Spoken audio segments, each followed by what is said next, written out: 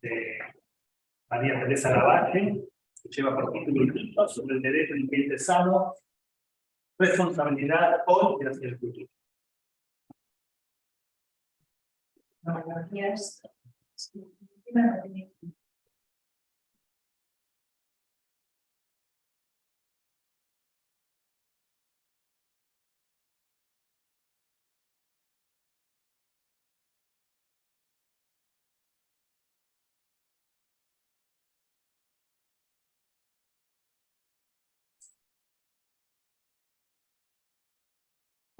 Me siento acá para no tapar. Bueno, la presentación nuestra, porque conmigo presentaba a Ayman, pero se cumplió la rodilla ahora, toma como punto de partida el desarrollo teórico del Nino sobre el derecho a un ambiente sano, considerado como un derecho colectivo. Se entiende que el derecho a un ambiente sano forma parte de aquellos derechos básicos inherentes a la dignidad humana, tales como la alimentación, la salud y la educación. Cada uno hoy presenta una situación de crisis. El propósito de nuestro trabajo es, en primer lugar, destacar el carácter pionero de cada mismo con respecto al ambiente en el ámbito del derecho. Tenemos que pensar que la primera edición de sus fundamentos de derecho constitucional es del 92. O sea, 2 años antes de la reforma de la Constitución, en el 94, que incluye por primera vez el derecho a la ambiente sano.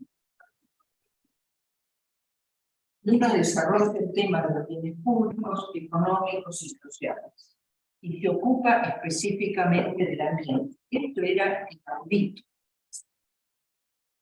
Entonces habla del derecho a los bienes colectivos y el medio ambiente en su capítulo.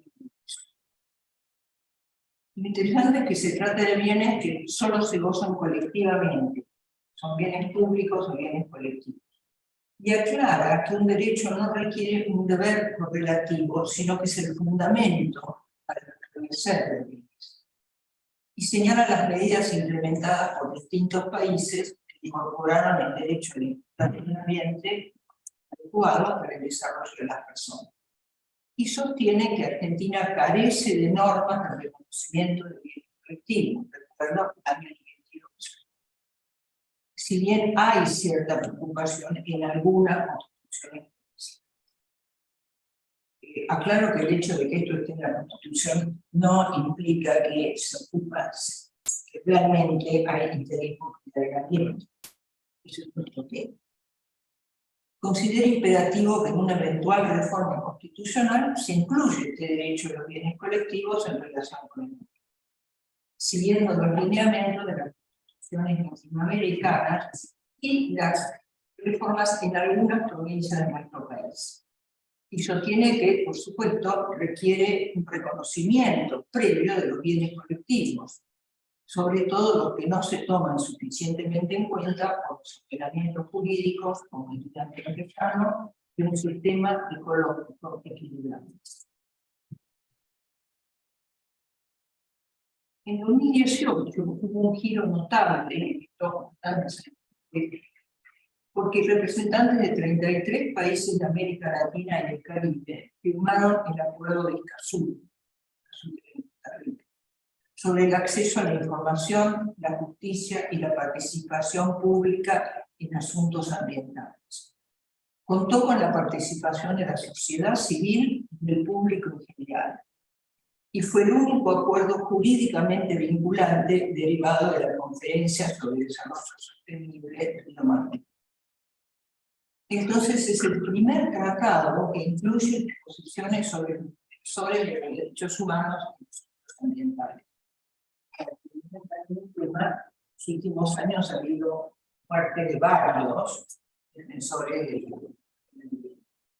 Los principales beneficiarios del acuerdo son los grupos y las comunidades más vulnerables, y se propone garantizar a todos el acceso a la información, la participación significativa en decisiones que afectan su vida y el acceso a la justicia ante la vulneración de los derechos en el uso sostenible de los bienes. La conservación de la diversidad biológica, la lucha contra la degradación de la tierra, el cambio climático y el aumento de la resiliencia ante desastres naturales. Como ustedes sabrán, en los últimos años esto ha estado en el mundo entero, desastres naturales, sobre todo por el crecimiento de los árboles, además de los incendios que no siempre son casuales.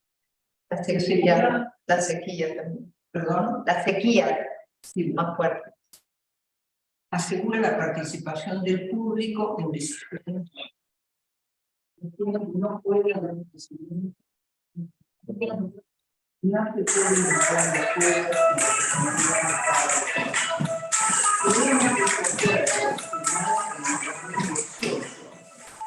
después de la muerte de Nino, esa es mi opinión, hace honor y materializa las consideraciones sobre el derecho a un ambiente sano desde el derecho colectivo que Nino promovió como derechos dignos de la humanidad. Por otra parte, además de los acuerdos o contratos establecidos que sirven muy bien a los fines normativos, es fundamental trabajar sobre aquellos valores éticos generadores de conciencia individual y comunitaria, como la verdadera fuerza racional y emocional que mueve las voluntades en el tiempo. Y por eso presentaremos un desarrollo ampliado del concepto de responsabilidad basado en los trabajos de Paul Buring y Hans Jones. Buring, protegiendo a los vulnerables, afirma que todos reconocemos nuestra responsabilidad de actuar frente a dos situaciones. Una de ellas es aquella en la que nos comprometemos a una acción a través de un acuerdo o contrato que establece una cierta normativa. En este caso, Buring destaca que este tipo de responsabilidad no es directamente hacia nosotros, sino hacia las normas, hacia el acuerdo.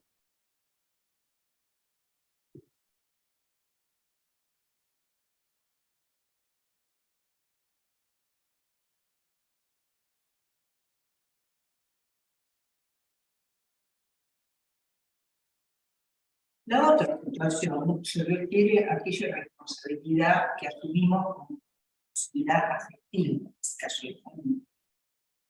Y asumimos responsabilidades familiares, amigos, compatriotas, casi de manera natural. Lo cercano nos interesa porque esta proximidad nos afecta de un modo tal que la responsabilidad nos surge de cero. Cuidamos lo que sentimos próximo porque nos sentimos involucrados. A estos dos modos de ser responsables, uno lo llama responsabilidad autoasumida. Pero amplía este alcance en el ejercicio de la responsabilidad, haciendo un giro desde el sujeto que elige asumir un compromiso hacia el sujeto cuya vulnerabilidad lo hace objeto de ser rescatado por el acto responsable. Y acá es donde la cuestión se pone más complicada. Es así que la vulnerabilidad, y no nuestras promesas, compromisos o actos voluntarios, nos impone responsabilidades especiales a las personas vulnerables. Como dije, el título del libro de Buring es justamente responsabilidad por vulnerabilidad. La responsabilidad es guiada por la vulnerabilidad de las personas y más concretamente venimos responsables porque nuestras acciones u omisiones aparecen en relación directa con la posibilidad de neutralizar la vulnerabilidad de otro. Claramente, ese otro vulnerable incluye al ambiente y a toda naturaleza que se ha transformado hoy. En el terreno ambiental, esto genera obligaciones de índole global, y no solo a través de acuerdos jurídicos, sino atendiendo a la ética del cuidado sobre pueblos y regiones que son vulnerables y vulneradas por acciones de deterioro ambiental, tales como el extractivismo de bienes naturales y la agricultura. Alvesian, por su parte, sostiene que las obligaciones de justicia surgen a partir de los procesos sociales que conectan a las personas. En su opinión, las instituciones políticas no conforman la base de esas obligaciones, sino que son la respuesta a ellas.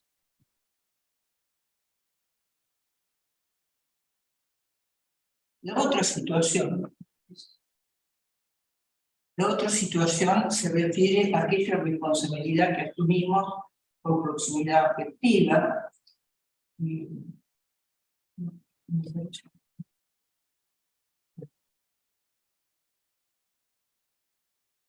Así como en Gooding la responsabilidad se amplía en el sentido espacial, para Jonas adquiere relevancia la dimensión temporal. Su preocupación está en las consecuencias que las acciones presentes tendrán en el futuro, sobre generaciones que ni siquiera conocemos. Esta responsabilidad por las generaciones futuras está adquiriendo cada vez mayor peso. Y entonces Jonas, en su libro El principio de la responsabilidad, cuya primera lección es de 1979, Jonas muestra cómo el desarrollo tecnológico en todos los ámbitos de la vida ha evolucionado hasta adquirir una potencia transformadora inédita, pero que descuida las posibles consecuencias de ese poder hasta adultos. Admite y entiende que el conocimiento humano ha alcanzado en los últimos 100 años un desarrollo vertiginoso, un impacto poderoso y transformador en la civilización. Pero también advierte que este mismo poder a menudo se vuelve arrogante, con poca o ninguna consideración sobre sus consecuencias futuras en los ámbitos. Sostiene que se requiere con urgencia establecer una nueva ética con la responsabilidad sobre estas acciones de impactos imprevisibles. Dice, como estos avances son irrefrenables por la sociedad humana, es necesario que la ética cumpla un papel reflexivo y regulador de los efectos extremos y desconocidos, interpelando sobre lo que se debe y no se debe, más allá de lo que se puede. Y Jonas trabaja en principio sobre 3 rasgos tópicos del avance tecnológico. Uno, los que impactan en el diseño humano como identificación. 2, en la juventud indefinida mediante una función celular. Y aquellos que actúan como control social, la industria de los psicofármacos. Y en este último tópico, hoy se enrola también la masificación y utilización de las redes sociales y medios de comunicación. En todos estos ámbitos aparece un lado oscuro, un revés poco considerado, la enorme ignorancia de las consecuencias a largo plazo, no tan largo, de estas instituciones.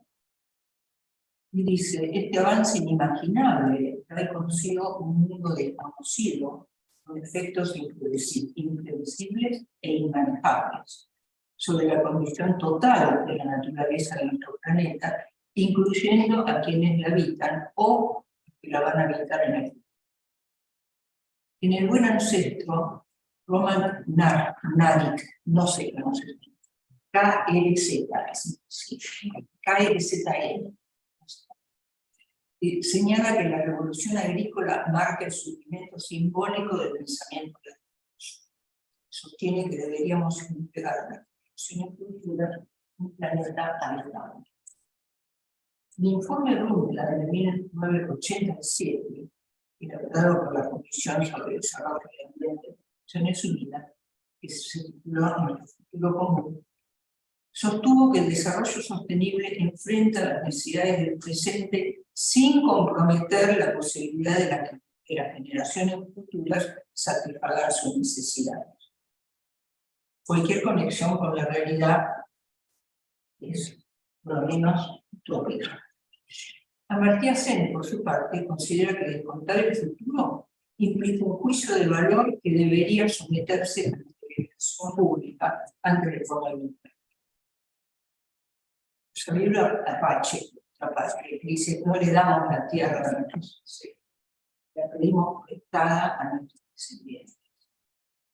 Finalmente, Jonas se detiene especialmente sobre una cuarta utopía, el ocio, la comodidad dada por la abundancia de alimentos y bienes. Dice, una abundancia disponible y la facilidad para disponer de ella pueden alcanzarse ahora mediante una técnica más avanzada, mediante una radicalización de lo que se ha hecho, se ha comenzado a hacer en muchos lugares. es obligar a la tierra mezquina a que entregue sus tesoros, o que complemente sus insuficientes tesoros con tesoros nacionales. Una abundancia disponible a costa de la sobreexplotación artificial y extractiva, que no mide las consecuencias de la contaminación y la destrucción del ambiente, y que fundamenta sus acciones en la confianza irresponsable de que ya aparecerán nuevas tecnologías de la mano de la ciencia para mitigar estos daños que la misma ciencia ya anuncia como que van a reducir. Y por último, concluyo con las siguientes preguntas y adelanto que no tengo. La nueva naturaleza de nuestra acción exige una nueva ética de más amplia responsabilidad. Y esa responsabilidad mira al futuro. Las preguntas que me hago son: ¿somos responsables por un mundo en el que no vamos a vivir nosotros? Lo no existente puede tener representación en el presente. ¿Cómo representar los efectos remotos en el presente? ¿Tenemos un deber para con los descendientes? Y la última, ¿cuál es el modo de representar los intereses? Que alguien lo tiene. Muchas gracias.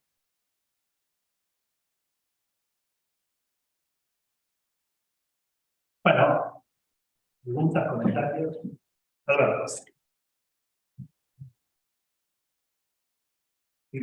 Tomando en cuenta las declaraciones de los organismos internacionales, tengo una curiosidad más pedestre. Cuando estos organismos hablan de la técnica y su irrefrenable transformación, parecen no tener en cuenta que la irrefrenable curiosidad no es simplemente para la construcción de máquinas, sino para pensar la organización política de las comunidades.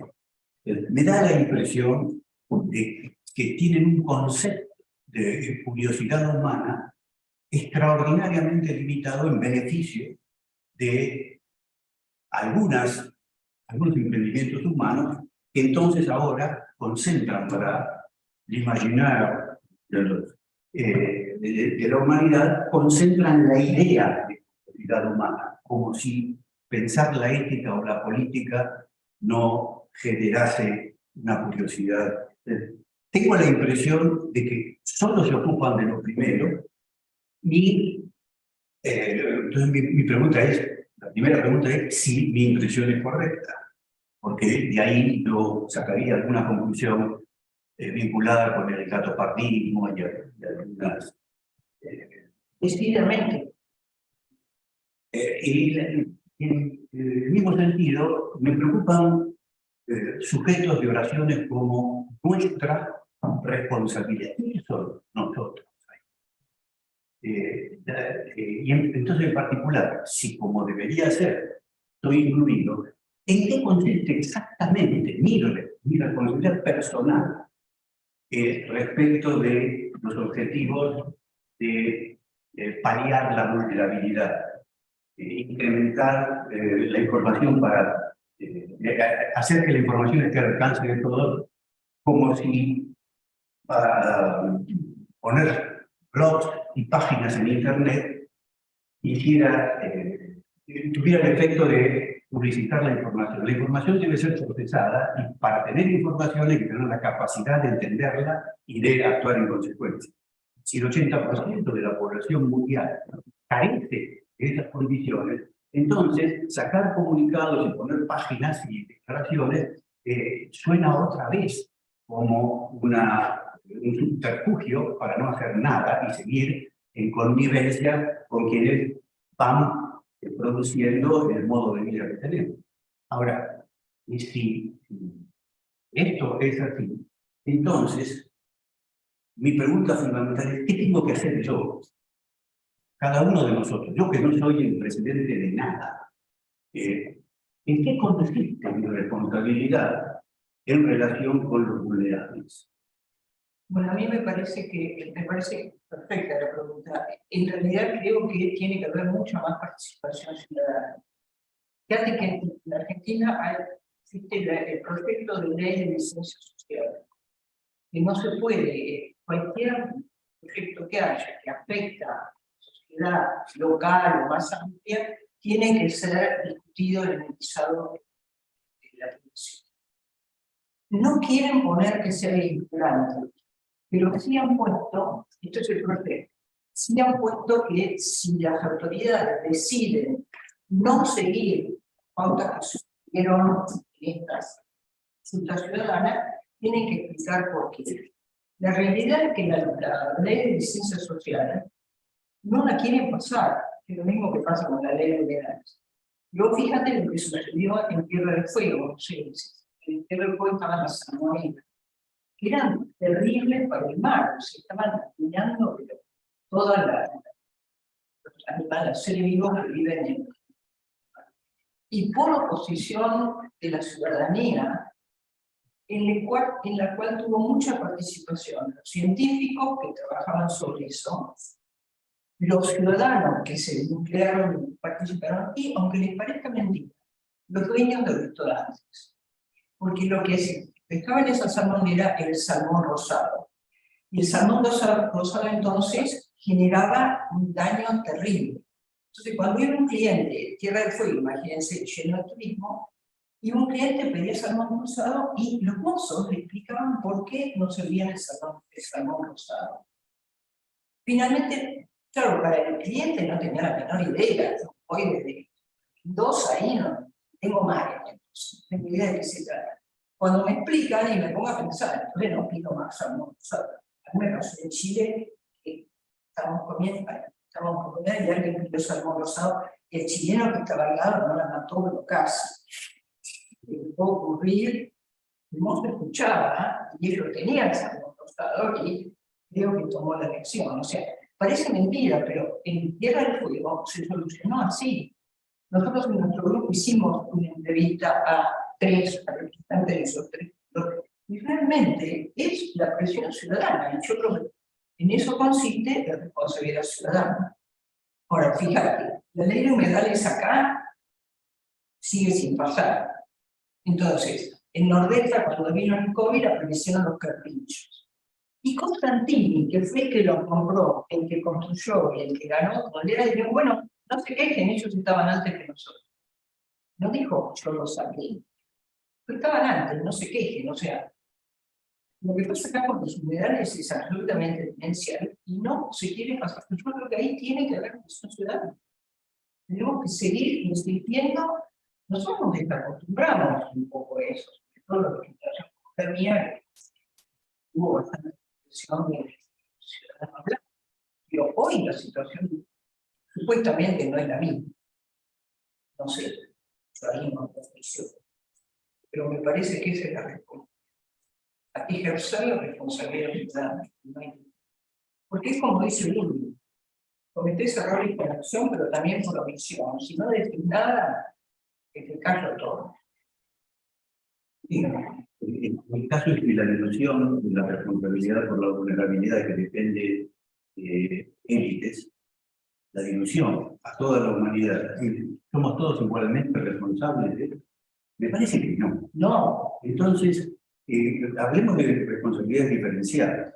Y entonces mi responsabilidad individual tiene que también estar en relación con los subgrupos que tienen mayor responsabilidad en el efecto aparentemente deleterio, porque tal vez la eliminación de la especie humana sea un beneficio cósmico. Hay que considerar. Sí, tendría claro que también depende mucho del lugar donde es la influencia. Vos fijate que el litio sí es tan excelente que fueron todas las gentes de los pueblos que viven ahí y se quedan sin agua. Y son muy sabios. Cuando vienen las empresas a hablar, no pueden elegir al jefe o un representante de cada grupo, porque siempre existe la posibilidad de que alguien negocie. Entonces tienen que estar todos. Y no hay tutía. Cuando los tipos te explican lo que va a generar toda esta explotación del litio, es para agarrar y matar a todos los que están haciendo. Te da mucha furia. Pero fíjate que seguimos con tal cosa. Se supone que es un gobierno que le interesa a la gente. Pero eso también depende de cada uno de nosotros a pelear. Y es así, día a día. No sé, siempre, tanto en el pueblo donde yo vivo, había fumigaciones. Y claro, las fumigaciones pegadas a las escuelas rurales, porque ha habido casos de cáncer, pero que no se puede creer. Entonces hicimos todo un movimiento, ¿no? Y yo había escrito un artículo que en el epígrafe estaba el artículo 41. Uno de los chicos que participaba con nosotros le hizo una copia a cada concejal, no lo hicimos con los concejales. ¿Pueden creer que una concejal se paró leyendo? No. Dijo, no. ¿Sabe lo que dice el epígrafe? Artículo 41. No lo conocían. Yo sospecho que no conocen la reforma de la Constitución. Y estamos hablando de un pueblo que no son 5 gatos. Es un pueblo, pero no tan chico. Y esto, mi temor es que lo puede repetir en cualquier otro ámbito. No tienen idea, no les interesa. No, lo que conseguimos fue que cuando hubiera fumigaciones se iba a denunciar. Había que denunciarlo al secretario, al director de ambiente, que nunca apareció, yo no le conozco la cara. Y resulta que las fumigaciones por razones obvias se hacen de noche, también. Entonces había que denunciarlo al director, no a la policía ni nada. Ahora, ¿saben qué? El director estaba estudiando de noche en un pueblo que queda como a 40 kilómetros. O sea que es imposible. No se podía hablar con él. O sea, yo realmente siento que se estaban tomando el pelo. Así, perdón, hace poco científica, pero se estaban burlando. Y esto multiplicarlo por cualquier lado. Ahora, fíjate, las madres del pueblo maíz, las madres de los grupos de médicos del pueblo jubilado, han logrado muchísimo. Y hay que seguir peleando. Ahora, esas personas, disculpen eso, hay algunos temas que me ponen. Estas personas votaron a esos representantes y seguirán votando a esos representantes. No forma parte de la responsabilidad casa individual. Bueno, anda a contárselo. Cristina. Sí, la mía es una pregunta a partir de las reflexiones que mencionó la compañera Teresa.